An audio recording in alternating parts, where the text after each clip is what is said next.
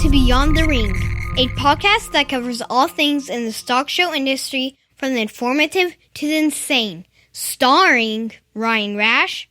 Your age doesn't define your maturity. And Dale Hummel. You are the CEO of your life. Hire, fire, and promote accordingly. Now on with the show. Welcome to Beyond the Ring. This is Dale Hummel, along with co-star Ryan Rash. Hello, hello, hello. Ryan, I know you're full of current events. I'm just angry. Angry. Well, go ahead. I'm just angry. Like, I'm in Indianapolis because I had to leave the New Mexico of it all and come here, and I'm judging at night. So I had nothing to do yesterday besides work on some computer stuff and watch the news, and it was a terrible idea. Terrible. That is a terrible. And I would, considering how hot and humid it is here, I'd rather just go back to Farmington, New Mexico. It wasn't as bad there as it is here. Oh, it was hot. I don't know what you're talking about. Oh, but this is worse. This is way worse.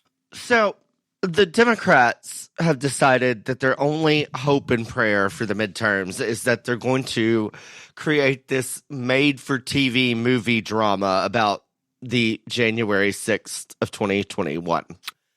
And the first hearing was broadcast on prime time, at 7 p.m. And they hired an ABC executive to do all this. Well, congressional hearings normally they have Republicans and Democrats who were, against each other, all that. None of this is how this is all a farce. They have two Republicans, there's 9 people in the committee. 7 are Democrats, 2 are Republicans. One is Liz Cheney, who is not a Republican. I don't know what she is, but I know what she is. A very bad word is what I would call her. Yes, but we're just gonna. I cannot use it. We need to say that for Beyond the Circus. Anyway, and Ryan, so, I sense your anger. Do you want to know how much of that I've watched? I know, because you don't care. Oh, I just have not. I'm just a little behind, and I just can't. And I'm gonna make it an announcement here that you're actually just the perfect example. I have had no news. And I feel better about life. Yeah, well, see, anyhow, the one thing that I want y'all to know is, yes, what happened on January 6th is terrible. We all saw it. We all watched it, whatever. Yeah. That was 18 months ago. They've, charged almost 800 people. There were only 1,200 people that actually breached the Capitol. Of the 1,200 people, about a dozen of them, or actually a dozen, as in 12, have been charged with firearm offenses. So 1,200 pissed off people and 12 people with guns, that none of those 12 people drew a gun on anybody in the Capitol or who was defending it. That does not make for the falling of U.S. democracy. Now, that's just all there is to it. I am with you on that, and I'm seeing this on social media a little bit, and it seems very odd. But maybe they truly feel that way. I do not know. I'm confused. What this is trying to do is, number one, I think the biggest thing this is trying to do is to make it where Trump is unelectable in 2024. That is first priority. And number 2, maybe it will stir up the libertards enough that they won't lose as badly in the midterms as what they're going to, because even Don Lemon and all the whack jobs on MSNBC and CNN and all these other things, they think it's going to be a bloodbath. Well, it's going to be a bloodbath because every single day gas reaches a new all-time high. Inflation is at the highest it's ever been in 40 years and continues to grow and all this other stuff. And that idiot that is our president goes to the AFL-CIO yesterday and gives this speech, and all he talks about is Trump.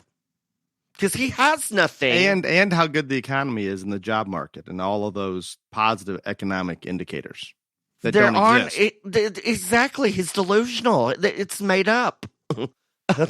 Not to mention the flow over the southern border in cooperating with China on some solar panels, giving China some more money and some more influence.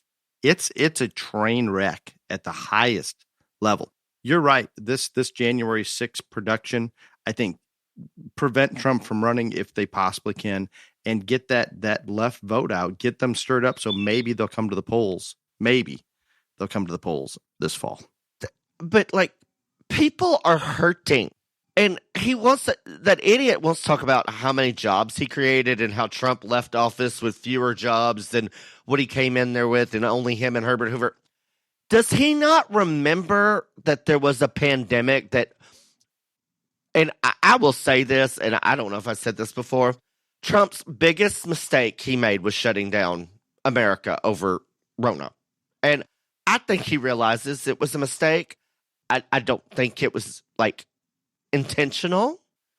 He was listening to these people and nobody knew how to handle it. So these 8.7 million jobs that Joe was boasting that he created or whatever, it's because no one was working when he got elected because nothing was open. This is correct. Very, very correct. And I'd have to say and that was the wrong decision in hindsight, but at that time when Trump was in office, the pandemic hit, there was so much information coming in across his desk. Almost impossible to make the right decision. I don't think anybody could have, but I will call him out when he did. And clearly in hindsight, that was the wrong decision. Now, I don't even know if he would have, within his power, trying not to shut the country down. I don't know where that would, I don't even know where that would ended up legally, because there would have been a battle. Anyway, Joe Solutionary, I can't. You can't. I can feel your anger. It really bothers me. I mean, it really does. And I feel a touch guilty that I'm in a better frame of mind because I have not paid attention to it. And now I don't understand how Democrats think this is going to work, but his press secretary has stated not once, not twice, but 3 times in the past week that he will run for re-election in 2024. I believe he fully intends to. In his mind, at this moment, he believes he will. They can't. And I think he believes he will win. It's the other delusional part. You think he's going to win? No, I said I think he believes that. He believes he can run and he can win. All of the above are not. They're not going to allow him. Oh, they are not. I mean, I'm not joking. I am not a conspiracy theorist. They will take the man out first. That is strong, but I am with you. He will not be allowed to run. Then why are they saying that? Just that's your girlfriend, your cute little. I'm going to say again, I think she's a cute little girl. I do. I think she's cute, and then she's Don Lemon, who is, I don't know if any of you know this man. This man is truly a nutcase. But he asked her point blank. He says, "Do you honestly believe that President Biden has the mental acuteness," I think was the word he used, "and the physical stamina to not only run for president again, but also to hold the office?" And that cute little darling girl just got on there and just said, "Well, he was just here, and he was just, I just can't even keep up with him." I'm like, I did not see any of this. I was like, "Oh, girl, you are such a liar." I mean, So there's another thing coming into play, and I'm not following it as close as I have in the past, but there's a lot of people that say, well, we don't worry about where the stock market is, but then when they stop and realize it's tanked. Their retirements are all tied to the stock. The stock market will close under 30,000 in the near future, and that is going to get a lot of attention. I think the headline on the New York Post was, "It's a grizzly market." I mean, like, it's going to be bad. We are now in bear market, not bull market. Like, it's not. No, it's not good. And we've been so accustomed to that bull market for so long. This is not going to. Obviously, we had the pandemic crash and bounce back up, but for the most part, long haul bull market has been very good to people, and I hope that it recovers like it did last time. But I just don't know. It's going to get a lot of attention. I think it's going to get attention for the Democrats at the wrong time when we're going into those fall elections. One more thing I would like you to bring out, just because you mentioned this to me. I don't know I don't know when. Some of Trump's predictions. Oh, well, that was my next thing. So y'all know that, like, I am probably Trump's biggest fan, and that's fine, and you can hate him, whatever. Like, but here's the thing. I have now, not just because of what Joe has done to this country, but I have such a greater appreciation for the man because when he was campaigning for re-election, and I listened to all of it then, but it never registered with me till now. He would say, if you elect Biden, this is going to happen. He clearly stated there would be $5 gas. He said that inflation would peak.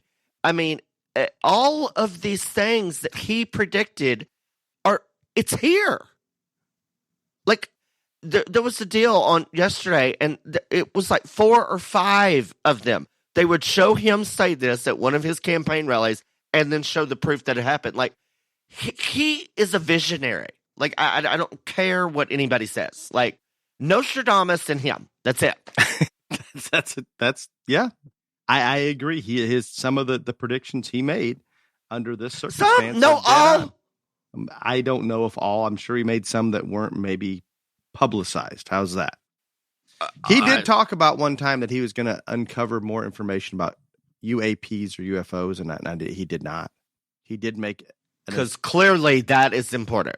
Yeah, he did talk about that. He threw it out there one day, and then that was it. So I'm sure you've got more, but I want to have some positive in our current events. Some. So we're going to forget about the hearings and crazy ass Joe and your little girlfriend press secretary saying that she can't keep up. We're going to forget about all of that.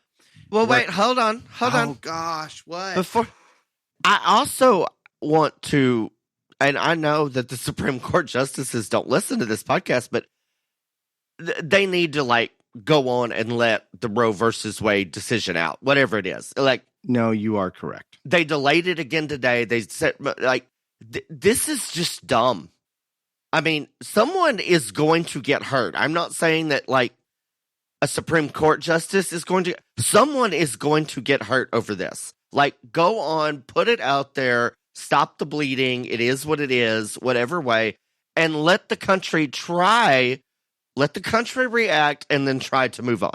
The delaying it is not helping it. It's going to build, and it's going to make it worse when it does come out. And that's what I'm saying. Someone's going to get hurt.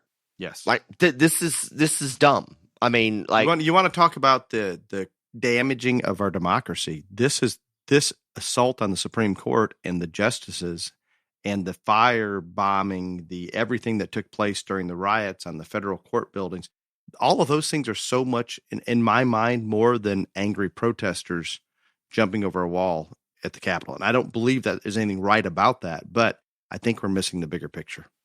I do not understand why they cannot see that this is truly hurting the country more than like them sitting on it and not letting it out there. I don't know. It's all a mess. Agreed. Now is it time for positive? Well, I know how much you love Elon Musk, and he came out, and by the way, he is now, he didn't say he's a Republican, but he is voting Republican for the first time. So you'll be even more impressed with him. I'm going to go buy a car. There I do not need an electric car. It doesn't work for me, any of the above, but I prefer to show my support because I have a feeling there's some crazy left that are selling them. They'll probably be a good buy. Okay. So now you can spit out the positive. And I talked about this a little bit this weekend in the Champion Drive speech, I believe in the Hog Show. We have exactly what Ryan's talking about. The world is crazy. Our sitting president is either pretending or has no idea of what's going on. I don't think he really has an idea. There's a lot of things going bad in the world, but when you can get away for a weekend, or when you have people like we're in charge of the Farmington, New Mexico Jackpot show this weekend, the volunteers, the people that donated to that show, everything that went on to make that happen is a very, very bright light, I guess, for me. And I haven't. Ryan's at shows nearly every day, and I hadn't gone to one for a little while or judged one for a few weeks. And it just because there's so much bad in the world going on, all of a sudden we're back to the norm. We're back with kids in the ring that are busting their butt and doing the right thing and developing the work ethic. Everything we talk about, in the fact that when we look a little further down the road, that this woke society, we have so many entitled kids that feel like they don't have to go to work, just like Elon Musk had to threaten his employees to come to work 4 or 5 days a week or they're going to be fired because they just aren't coming to the office. Guess what? All those things that we've had in our stock show industry for so long have always been an advantage, but it's a greater advantage now because there's so few that have it and they're setting themselves that much further apart in the fact that, I don't know, Ryan, 6, 7, I don't know how many, there were a lot of exhibitors there from a long ways away. I don't think any of them could be, I mean, I'm sure there's locals there in Farmington that were showing, no question. But if you weren't in that town, you had to drive a long ways to get to this event. And even with diesel prices, gas prices, everything that's going on, families are still choosing to do this. And it's wonderful. Do you feel better now, Dale? I feel more positive about it. I thought it was a wonderful show. Good people. So Cody and Zane and everybody that made that happen. I really, really, really did have a nice time. I have to say that the overall champion pig showman was just literally one of the most gifted kids I've ever got the opportunity to judge. And while me and Dale did not agree on much over the weekend, he did find that child. So good for you, Dale. A good child. And I did have another, I about forgot. I had a good experience with one of the exhibitors when I was finished and walking out to my car. I had a family stop me, and this was interesting to me. The mother, the daughter was a little bit shy, so the mother introduced her and said, and the unique thing, she'd showed pigs or goats or I don't remember exactly what she was showing because the other part of the story just hit me so hard. Her grandfather, Ryan, was one of the cowboys at the Roswell Ranch when the UFO crash, the debris, all those things that took place back in 1947. Supposedly, she tells the story to me. Not supposedly, she's talked to her grandfather or the mother's father or however it comes into play. And I probably have some of that wrong. But anyway, he was one that was on site. He was one of the cowboys on that ranch that the government basically had posted around the perimeter to help keep everybody else out, the public, and was able to witness some of that debris. And these are the kind of things that keep me thinking about it, Ryan. Uh-huh. You're not excited about that story? Well, there's not much story there, but that's the first time I've ever visited with somebody that had a relative or something that they truly believe, yes, they saw this in it. They're not saying it was a UFO. They're not saying that. They're saying it just wasn't like anything that we had at that time. Mm-hmm. Whatever that may be. Well, isn't that lovely? It is. It was, I mean, that was my last memory of leaving the racetrack or the show track or fairgrounds there. And it was good. There was no racetrack. Yeah, there was a horse racetrack. That's what the whole thing was. Oh, my Lord. Anyway. Remember, they allowed them to use it at no charge. It was a good deal for them. Okay. Well, before we move into the main topic, do you have some BTRJLA points updates? Oh, yes, I do. And actually, I have some news, too. So I'm going to, do my little BTRJLA sponsor plug like I always do. But just this morning, brand new, hot off the presses, very, very excited to announce that the Showman app has stepped up and they are going to sponsor cattle in Region 2 and hogs in Region 4. And I don't have all their information yet, and we haven't put it on social media yet because, like I said, this just happened this morning. But I do appreciate Josh and the Showman app for doing that. That means that we just need sheep and goats in Region 4, and we need sheep and pig in Region 2, and we need one more sponsor in Region 1, and then all the regions will be fully sponsored. So, again, thank you to the Showman app. That is hot off the presses. I appreciate them. Today, we are going to read off the top 10 intermediate lamb, and The young lady winning is Piper Liska of Yuma, Arizona, who, Dale, she should probably sue you for pain and suffering since you beat her sheep this weekend that I did not. But anyway, second is Gabriel Rout. I don't know, Raute from Carmel, Indiana. So if I mispronounced that, Gabriel, I'm sorry. Third is Claire Murrieta of Stanfield, Arizona. Fourth is Hannah Seaver of Redwood Valley, California. Fifth is Haley Bird of Gerber, California. Next is Wyatt Murrieta of Stanfield, Arizona. Then Hayden Schrader of Zypher, Texas. Cade Simpson, Alt, Colorado. Mason Ruxtel of Wamingo, Kansas. And rounding out the top 10, Emily Ward of Oceana, California. Lots of California and Arizona people in that top 10. Yeah, a little bit of Texas, a little bit of Kansas. Ruxtel on the Kansas one. You have some difficult names there today. Yes, I did. Like, and again, I'm terrible with names, but anyway, that is our top 10 for this week. And I also want to give a shout out to our largest sponsor and wonderful, wonderful person, Mr. Leonard of Leonard Truck and Trailer. Again, he is the sponsor at every single level, by far and away, has contributed more financially to the BTRJLA than anyone else. And at Leonard Truck and Trailer, they are dedicated to providing the best service, selection, and value. Their efforts are focused on meeting and exceeding customer expectations every day because they know that their continued success relies on the ability to satisfy all their customers. They are your one-stop trailer source. They have the largest selection of trailers in the nation, on-the-spot financing, comprehensive parts service department, anything you need, they've got it at Leonard Truck and Trailer. Again, Clint, we greatly appreciate you, all you've done for the BTRJLA, including working on the swag store that I don't even know. I know it's close to being launched, but thank you, Leonard Truck and Trailer. Excellent, and thank you, Showman App and Clint. Greatly, greatly appreciated. All the above. Ryan, I know that you're aware of this because you are in Indianapolis, not far away. It is hot in the Midwest. Oh, I am sure that there's hogs in Des Moines that are hot. I'm sure there's cattle heading to junior nationals that are hot. I'm sure there's kids going into early county shows, and those animals are under some form of heat stress. And I have something that's going to help keep stock closer to 100% in this heat. If we stop and think about hydration and water intake, all of the above, things that I preach about all the time on here, we have to do everything possible. And we happen to have a sponsor today, ShowFresh H2O, that has a product out there that is very simple. It removes the chlorine from the water. The animals drink more of the water. The stock are going to look a lot better going into the ring. They're going to haul better. They're going to do all the above is better. It's backed by absolute science, comes with incredible reviews.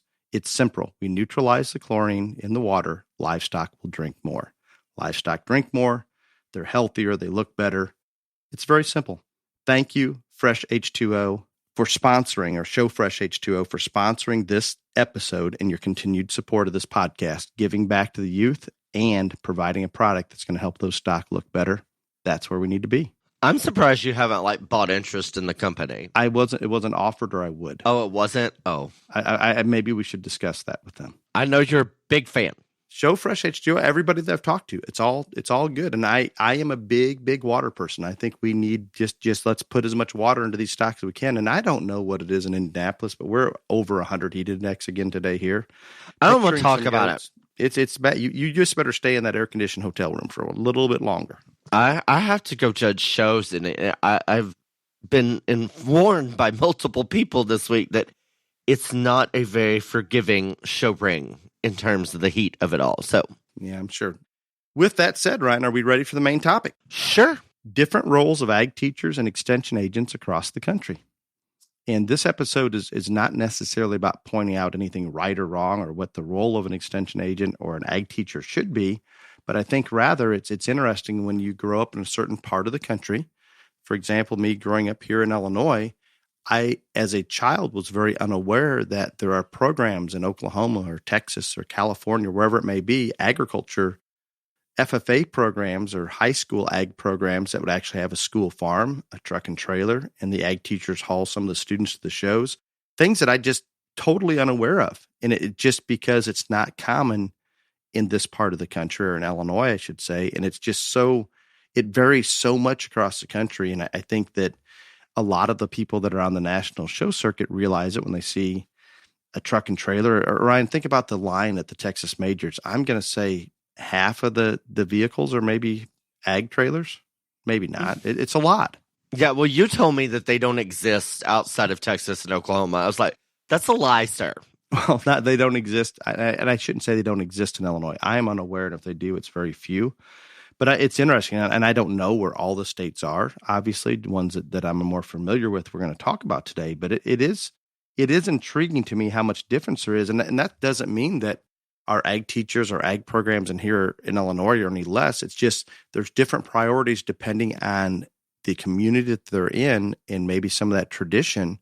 But for example, an ag teacher in Illinois, it would be highly, highly unusual that ag teacher's going to have the opportunity to have a school farm or a truck and trailer to help haul those students, or even be heavily involved in the livestock project, giving recommendations or whatever it may be. We have some ag teachers that are phenomenal and on the livestock side of it.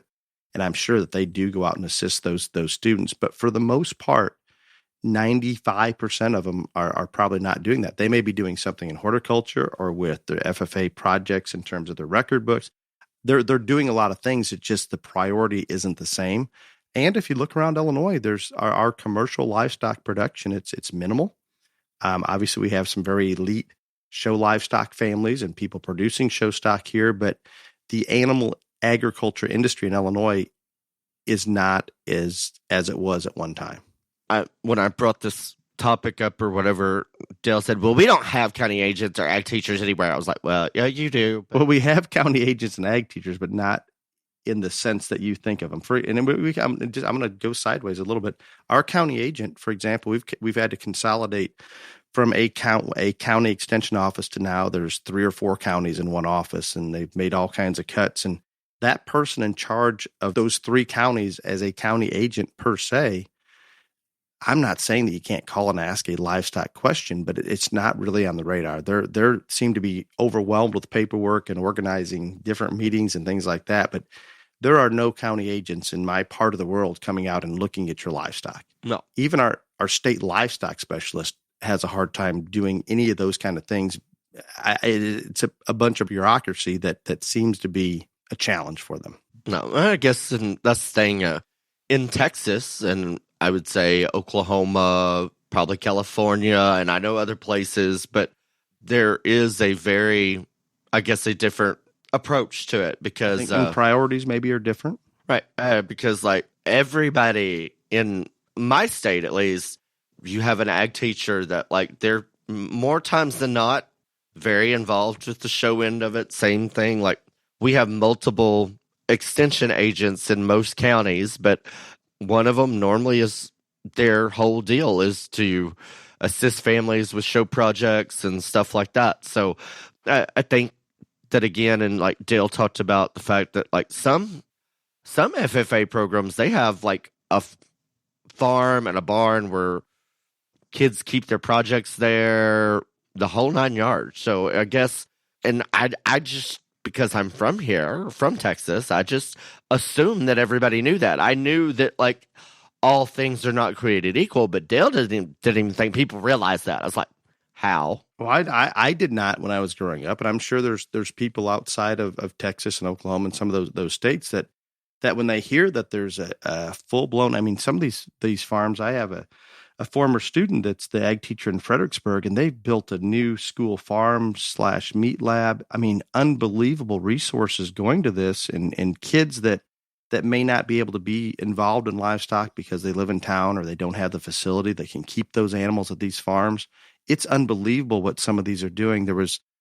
There's so much good that has come from that. And again, I'm not being negative at all towards ag teachers in other states. It's just different priorities. And those ag teachers that are given the budget and the time to work with these kids. Here an example. There are ag teachers in Texas, and I'm not going to say that go to all 5 Texas majors, but I'm sure there's some that do with their students, and they are there helping get those animals ready, feed, water, prepare, all of those things, guiding They're in charge of helping get entries in, all of the above. And that's a lot of days gone for that ag teacher in that school to let that teacher go to do those things. But in some situations, it's just a priority, and that's how it is. Talk about entries alone. The entries have to go through like a county agent or an ag teacher. A individual family cannot enter a Texas major show. And we would be similar. We have to get I think they've got it now because there's so few extension people in Illinois now. A 4-H leader can sign off on it, or an ag teacher. But it's a matter of, I mean, they're obviously they're not coming out and looking at they're just signing. It's just a formality, if that makes sense. Where I think it's a little more real there. And as far as the tagging in for those majors or the nominating for the majors, there's a lot of involvement, and it's interesting. And not just Texas. I one of Ryan and I's friends, Dawn Stornetta, that used to teach in California. The last place she was Dawn at, doesn't like you. She does. Where was she at? Santa Rosa was the last place she taught out there, and I had a chance to stop there and check on some goats that the students had purchased, and just an incredibly the farms and the support and all the things that they give is shocking to me. And I guess maybe more so just because I didn't grow up in an area where those things were happening. And it's great. It's wonderful. And I think it gets a lot more people involved because some kids that may have that interest that don't have a place to keep them, or someone in their family that has experience for guidance, all of a sudden you have an ag teacher that has quite a bit of knowledge, or an extension agent that you can call on. They can help you go out and find that animal, help you purchase that animal, say, here's what we're going to do for feeding instead of starting from ground zero and having no idea. Here's a place we're going to keep it, and we're going to come and I'm going to help you check on that animal on a regular basis. There's so many things that are taking place there that I can't say enough positive about that. And I'm unsure. I don't. And Ryan, maybe you've been judging out east a little more. I'm not sure where the programs are. Let's say on the East Coast. I think some of the Florida programs maybe have some school farms, or at least some. I know there are some in Florida. I don't know, but I'm going to say Georgia is similar. I don't know this for a fact, but I'm going out on a limb. But it is really interesting to me how it varies so much from state to state. And I think the one, and even in Texas, and I'm sure this is the same because I know Oklahoma has very, very active ag teachers, and so does California. But even in Texas, there are different levels, and there are some that, for instance, Wade Shackelford been an ag teacher in Prosper, so I don't know, very long time, and he was one of those that was at every major show every day, never missed one, from move in to load out. And there are several like that, but there are also ones that, can't miss that many days of school. And so I find it interesting, especially here in Texas, because a lot of people tend to focus on the negative things and not as much as the positive. But I think that regardless of... Would that have been you this morning, maybe? Yeah, but that's about Joe. Oh, got it. I think regardless, that, because like you said, it's not this way in every state. I think we forget that no matter how involved or not involved your county agent or your ag teacher are, that basically anything they do outside of what their job description is, and I can assure you, in those job description, it does not say go haul to shows, look for project, any of those things. We should be very thankful for them doing things that is not in their job description, and that they go above and beyond that in a lot of ways. And so not everybody is going to have a school farm or have an ag teacher or a county agent that can go to every single show and guide you in all the process. But I just think that we should be very grateful, no matter what the situation is, for those that, and it is the overwhelmingly majority that do go above and beyond what they're expected to do. Absolutely. And when I think about this, Ryan, and even the administration at the different school districts that allow those teachers time, and I know a lot of them that I'm familiar with, have multi-teacher programs. So it's obviously just not a one ag teacher and they're gone for a month. It's usually multi-teacher programs, but I can think about just use San Antonio or use any of the majors. From the time they come in, whether it starts with hogs or sheep or whatever it is, if that ag teacher is assisting across species, Ryan, how long are they at Houston or at San Antonio? A month. It can't be a full month. Like San Antonio, it's 3 weeks. Yeah.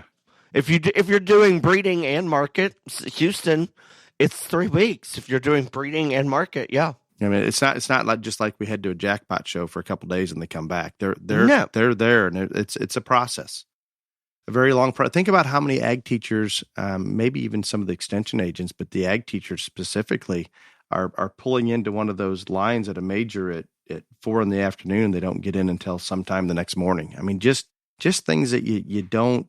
And I promise that is not in the job description. I don't think.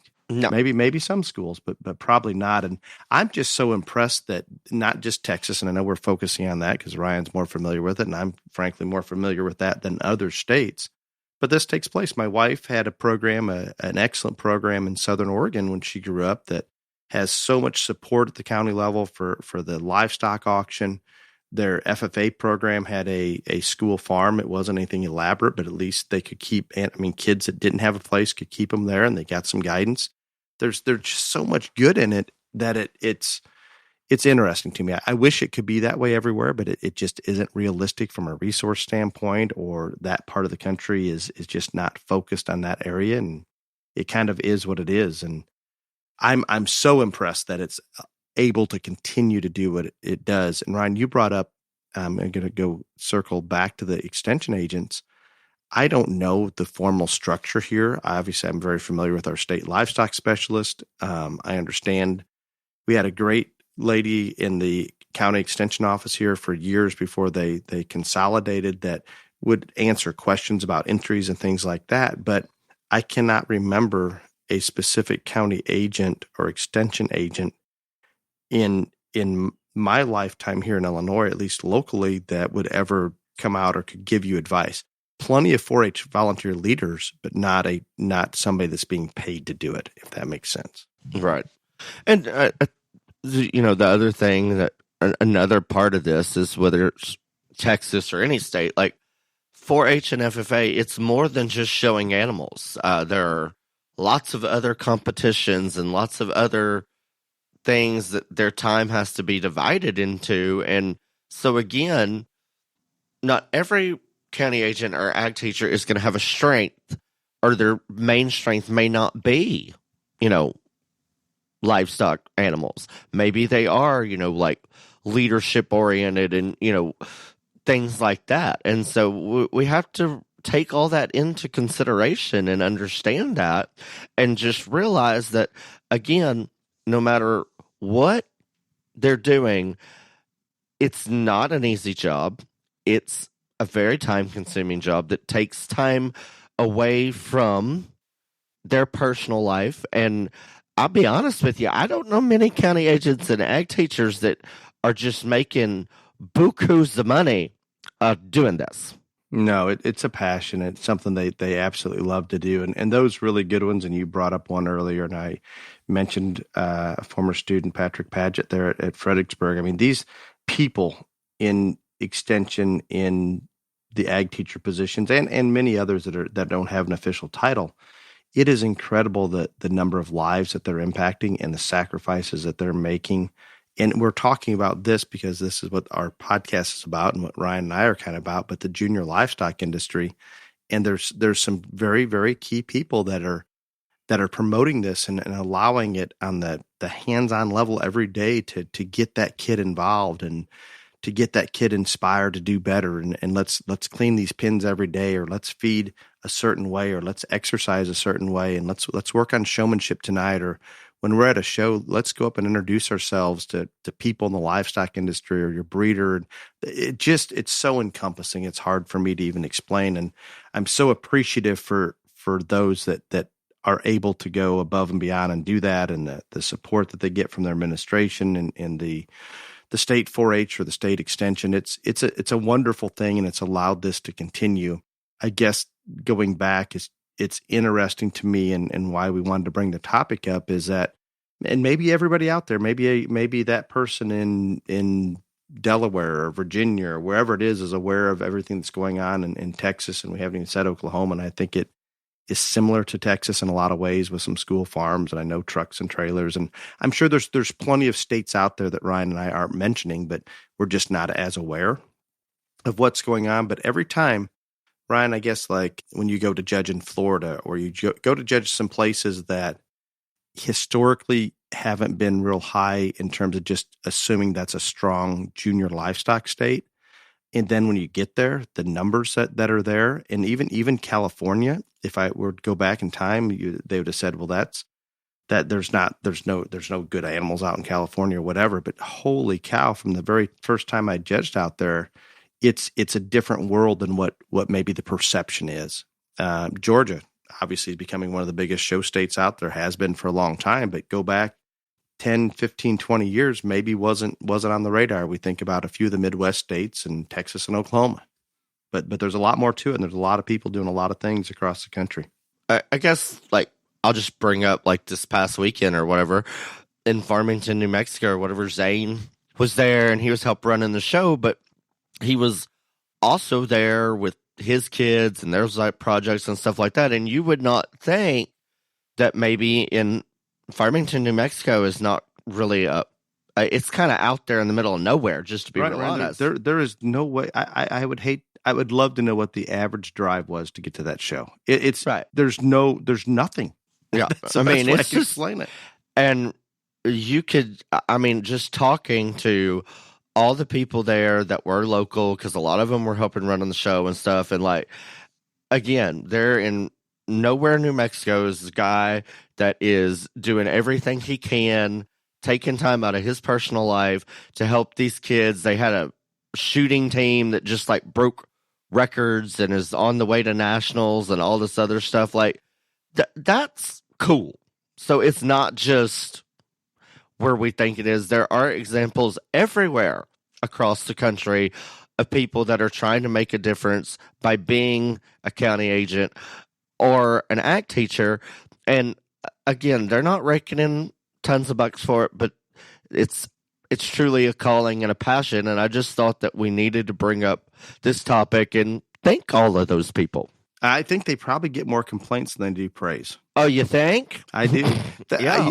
While talking about the show in Farmington, the gentleman that was right there at the in-gate for the hog show that let the hogs in, I assume you probably had the same gentleman. Yes, that's sir. That's where that show started 3 years ago during the pandemic on his farm. And just another example that he opened his farm up. Obviously, he was there both days working the ring. That the amount that people are willing to put into these activities is very special. It's it happens, and obviously we're aware of this, and most of our listeners are aware of it. But just for me, when I get to have that conversation, and he says, "Yeah, well, we started this 3 years ago," and you think about how much time and money and effort that went into that to make this weekend happen, or this past weekend happen for so many, and there was no selfish, I guess, intentions of developing the show, Ryan. Those locals right there, it was I'm sure almost all local help. They were excited that they have people from various states coming in, even though that may mean they're not going to win the pig show or they're not going to do this or that. It was it appeared, my image of this was all being done for very, very good reasons. Oh, yeah, it's absolutely correct. And so, I mean, I know that there's not like a whole lot of content on this topic, but I just thought that it was worthy us bringing up the fact that county agents and ag teachers and anybody that does this, again, regardless of what the situation is, they always get their asses chewed way more than they get thanks and appreciation out of the deal. They are you have to be in it for the right reasons, because again, I know what a lot of them make, and it's not anything to, get super excited about. And I know a lot of them supplement their income by judging shows or helping find projects, selling projects, stuff like that, because it is a labor of love, and it's not something that they're going to, make a ton of money out of. But I think regardless of the situation, regardless of what state you're in, I think that we should all try to be more appreciative of people that are in those professions, thank them more, try to chew their ass less. Jump in and help them out. Right. And again, just think back the next time that you have a situation and maybe something didn't go exactly right, or you're upset about a situation and it involves county agent or ag teacher. Think back to all the things that person has done to help you and your kid that did go right, that did go well, that you wouldn't have been as successful as you have been without their help, their knowledge, etc. And try to remember that, because I promise you there's a lot more of those situations than people give them credit for. Yeah. And Ryan, I'm sure I brought this up before on here, but I would not be in the livestock industry or the show stock industry or doing this podcast right now if it were not for an ag teacher that I had when I came into my freshman year in high school that pulled me aside and said, hey, I'm going to take you to a livestock judging contest. Would I maybe have evolved into doing some of those things? Probably, but there's no question his determination to bring me into that circle and make our team as competitive as we were, that success in push, I guess you could call it, opened up so many doors and opened my eyes to this is something that I'm not just, do I want to show a little bit here or there? Do I want to be involved a little bit? But this is what I want to make my life and surround it around or focus upon. So there's so many stories out there, I'm sure, of ag teachers and extension agents that have touched lives as such. And a thank you to my ag teacher, Tom Poskin, for doing just that. And there was one last thing we about forgot, Ryan. What? Do you remember those cool showmanship leather awards, the ones we got for that as a thank you for judging the show? Those things, the leather laser printed cowhides. Yeah. You put one up on Facebook, I believe. Yeah. Yep. Those guys, if you're searching for awards, I don't even know how to get them, where to get them, but those are really unique. Oh yeah, they were cool. But before, I don't know where you went off the rail. You're talking about your ag teacher. So again, just a personal story. I had the best, in my opinion, the best ag teacher there ever could be. His name was Sherman Jones, and just a wonderful man. And I was so appreciative and so thankful for him because he was always the person that was there, everything you ever needed, but he also knew that we didn't need a bunch of individual attention on our projects. And so that gave him time to help other kids and stuff like that. But like, there was never a moment. He would always come out. He would always check every single day. He would check in. How's this one's doing? Did that one get over being sick? I mean, just things like that. And I had a nightmare of a county agent who absolutely hated me. So if it wasn't for Imagine that. Oh, I did. I mean, total nightmare. And I am trying to stay very positive on this because the 99% are not. I had a total nightmare of a county agent. I'm not even going to, that'll be for the next story time episode or whatever. But if it would not have been for Mr. Jones and me being allowed to show through FFA and stuff like that, I don't know what would have happened. And so, again, I'm very appreciative of him. And I think that all of us, because they all help in some way, in some form, somehow, just go easier on them next time. Thank them for what they do. And because, again, it is not the easiest profession, and it is something that they are passionate about, helping the youth, and that's why they chose that profession. Absolutely, and well stated. Do you have anything else you would like to bring in before question and answer? I have another BTRJLA sponsor, which is JH Cattle, Mini Herefords, and the Mini Mafia. They are one of our 3 corporate sponsors, along with Leonard and Showcoat. And JH Cattle Mini Herefords is located in Carbon, Texas, and operated by Will and Shelby Hogan and their daughters, JC, Hannah, and Adlin. Raising and showing mini Herefords is what they do as a family, and supporting the youth is their passion. So if you need your next mini Hereford champion, please contact JH Cattle Mini Herefords. And Mini Mafia is the only publication in the miniature Hereford industry. Their goal is to provide a wealth of knowledge for the miniature Hereford exhibitor, breeder, and enthusiast. They are expanding their capabilities every day and rapidly growing in the mini Hereford industry. They want to make sure that miniature Herefords have a larger platform to stand on and be seen.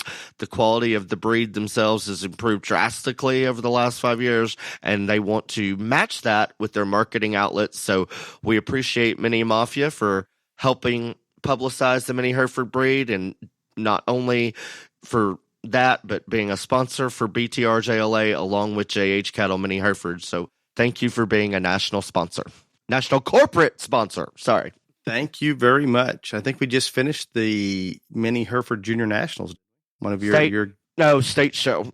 Mini Hereford Junior Nationals is like 2 weeks away. Got it. With that, it's time for question and answer, Ryan. And these, I don't even think they're going to get you wound up. There's nothing that's going to push your button very hard.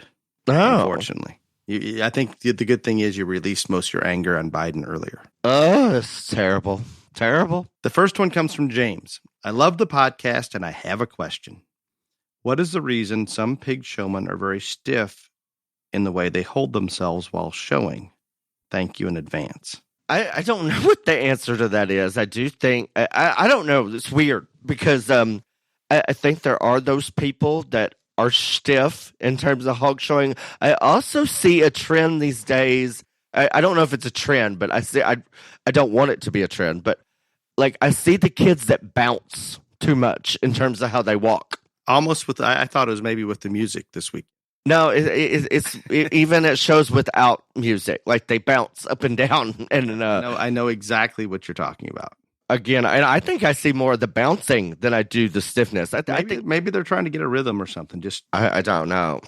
And the stiff deal is because like I think it is very hard for hog showmen to figure out what to do with their free hand. Yeah, the one that the whip's not in, and until you like figure out how to naturally hold yourself and stuff like that, maybe that's why they come across as stiff. And that's I think that free hand is the most difficult one, but you'll have all their body getting different things.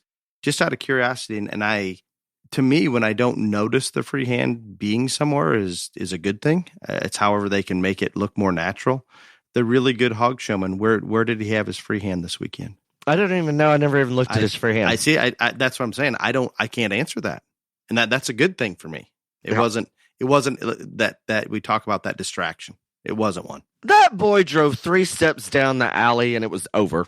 I was like, done.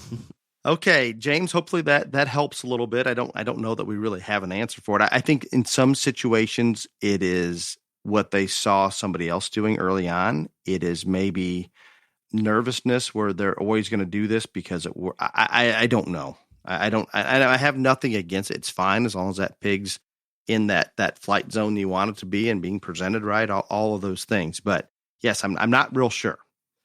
Kathy is the person that submitted the next question, and I'm not sure if I'm supposed to use their names or not. We're just gonna.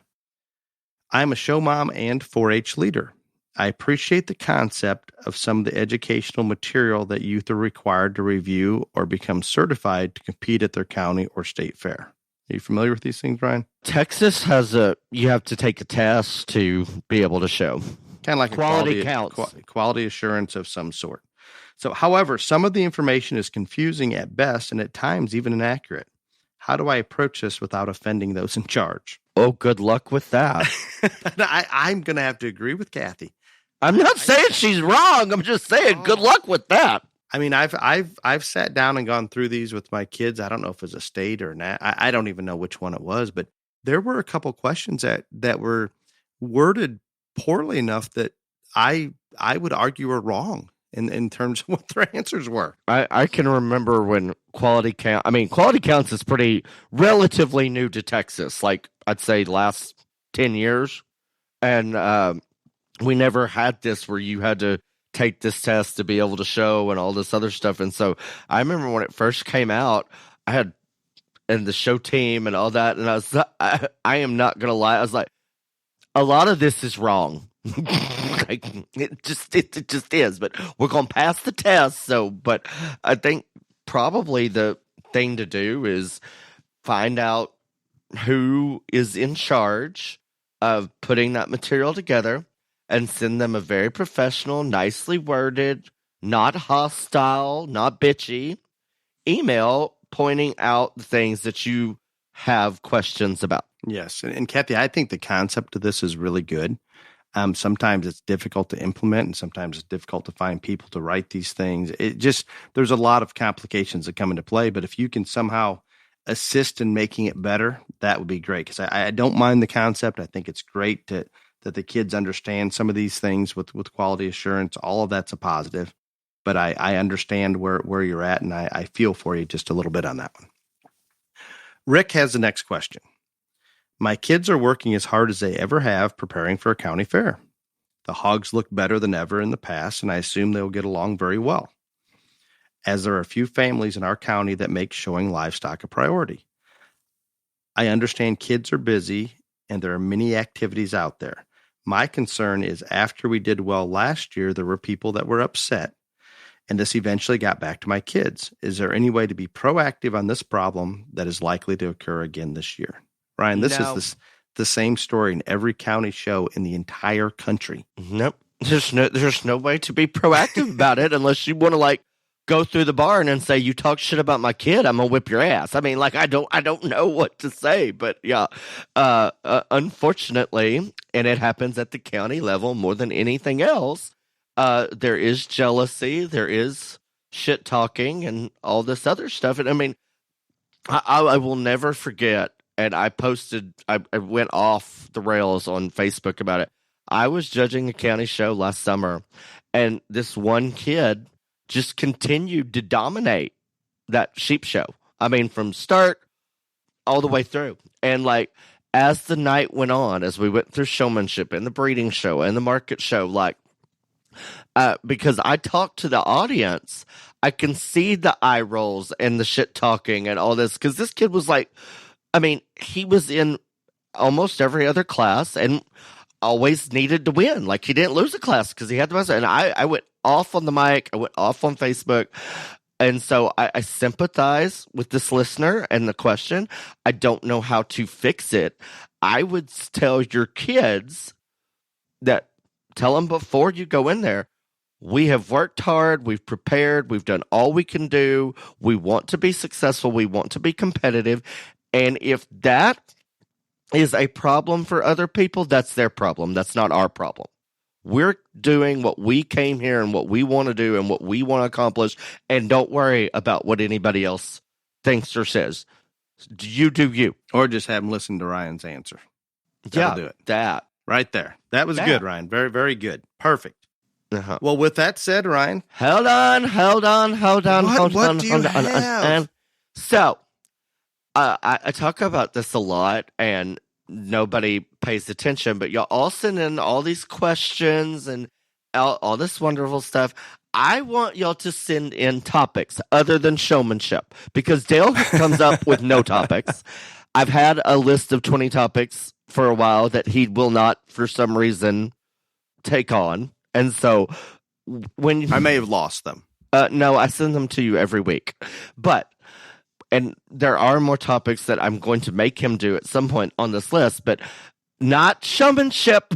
But that is at least half of what we get requests for. But I would like to know what topics y'all are interested in hearing about, because again, that would be great. And I would like them to come in if possible. I mean, if you can text Ryan or I, but Facebook Messenger, Beyond the Ring Facebook Messenger is probably the easiest one for me to access to keep them all in one spot.